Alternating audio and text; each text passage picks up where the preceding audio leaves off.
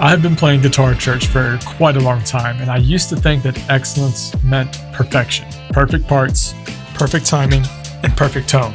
I thought I'd be measured by how perfect I played, because I probably was actually being measured that way by human standards. Because I was getting better technically, and most of the time I was probably meeting the standard of excellence set by the team.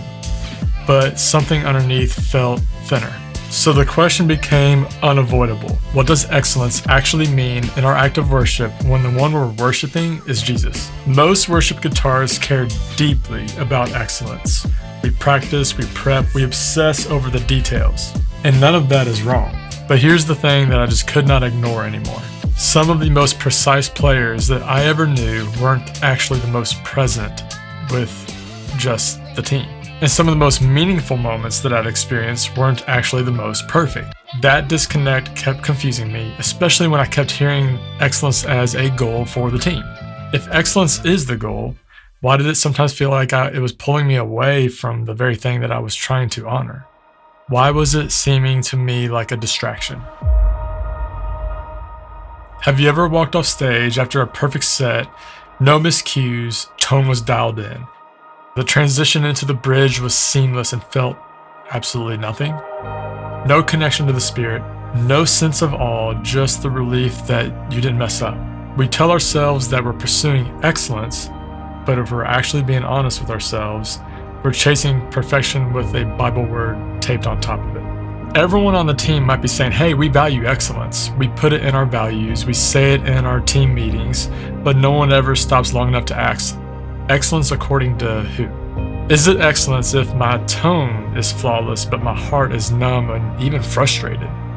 The room wouldn't know, so yeah, it would be excellent.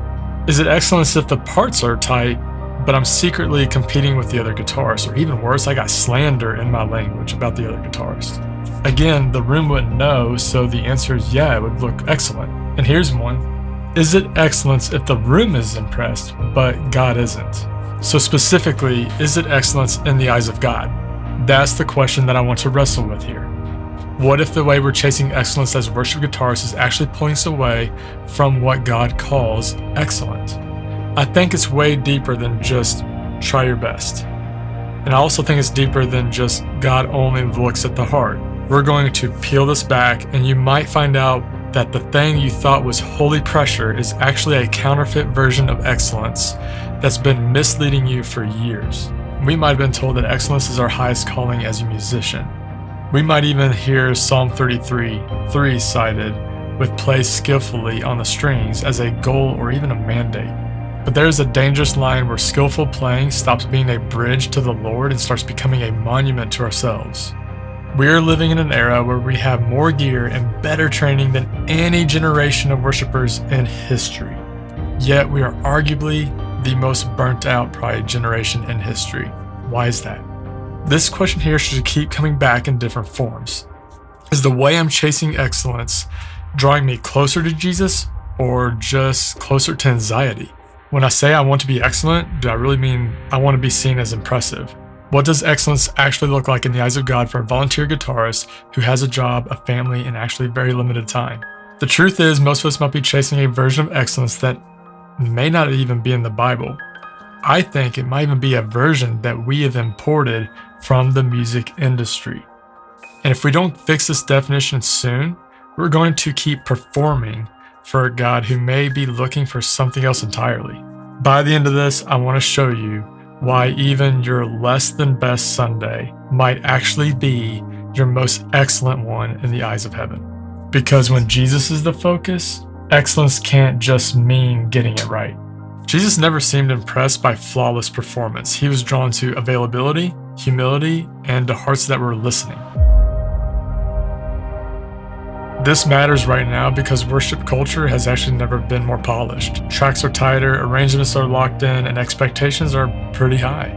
And again, none of that is actually wrong or evil. The danger isn't that we stop caring about excellence. The danger is that we forget that excellence was always meant to be a response to Jesus and not a standard that's set by the room. And so the question keeps coming back. Who are you trying to impress? That sounds like a blunt question, but it's the one that we have to sit with for now. We have to sit with it at home in our practice space, at rehearsal, in the green room, when we spend 3 hours tweaking a shimmer reverb, or the times that we spend believing that a certain frequency is going to help the congregation engage or become saved? Or is it because we want to be known for something by someone on the team? Emotionally, this might even be about security. We use excellence as a suit of armor.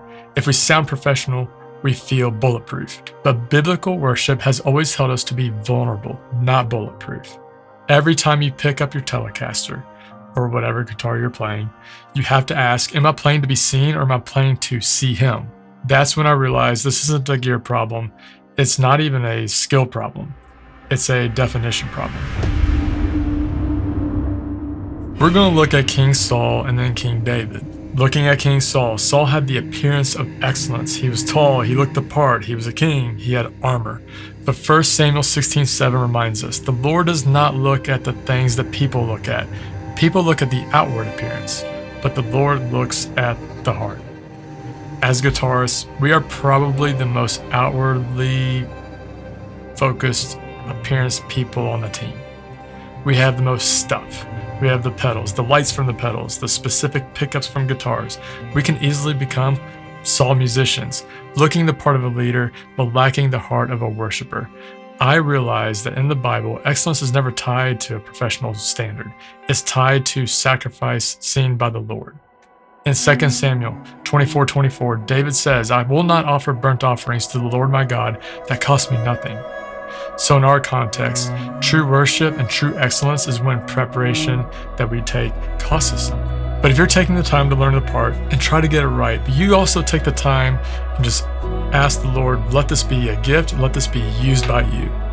It costs you something. It actually costs you your pride to remove self and what I want out of this. So what happens here isn't that you throw away all your pedals, okay? What changes is the motive. That's the change. So before the change, you practice so we won't be embarrassed or lose the request on Planning Center. But after that change, after that motive, you practice so you can be just a living sacrifice, a vessel, as in Romans 12:1. So listen, excellence is a byproduct of a heart that is so devoted to God that it cannot give him our leftovers. Biblically, excellence was never about perfection. It was about stewardship and obedience. Preparation still matters, precision still matters. However, excellence without a heart posture can become pride. When we look at the life of Jesus, with those closest to him, he never demanded flawless execution. He asked for their faithfulness, he asked for their follow-through, and he asked for them to stay near to him. Biblical excellence doesn't mean that you won't make mistakes. It just means that they don't get to define us. Our identity is in Christ, not our worship leaders. So for this Sunday, keep dialing your tones, practice your parts, but do it as an act of hidden devotion. If nobody notices your perfect delay trails, it's okay. If God notices your surrender, that's worship. So let's really break this down. What actually changes because of all this? Honestly, on the outside, probably not that much. Let's use that example of the room. If I sound excellent in the room, but I have a cold and calloused heart towards others on my team, and I bring in frustration or slander, then it's not excellent. So again, on the outside, not that much. You'll still practice, you'll still watch tutorials, you'll still tweak your tone and care about the arrangements, and you should. But on the inside, the weight shifts. We're no longer pursuing excellence to prove that we belong. We're pursuing excellence because God is worthy, our team matters and we love them, and worship deserves our best offering, not our best audition each time. So let's come back one last time to the question. What if our idea of excellence was wrong or misleading? Maybe it's time to let go of that version that's all about perfection and the pressure that it gives us, and embrace a biblical version that's about faithfulness, dependability, and worship. Excellence. It means showing up prepared and letting it cost us something. It means playing skillfully and just letting it be an offering. It means caring deeply without caring deeply what others think of us. And once excellence became about staying near the Lord and not staying perfect, I didn't feel the need to desire it more than the Lord anymore. Love y'all. keep praying, keep playing, because our teams don't really need more guitarists that have been excellent in our practice. They need more guitarists who've been with Jesus in our practice.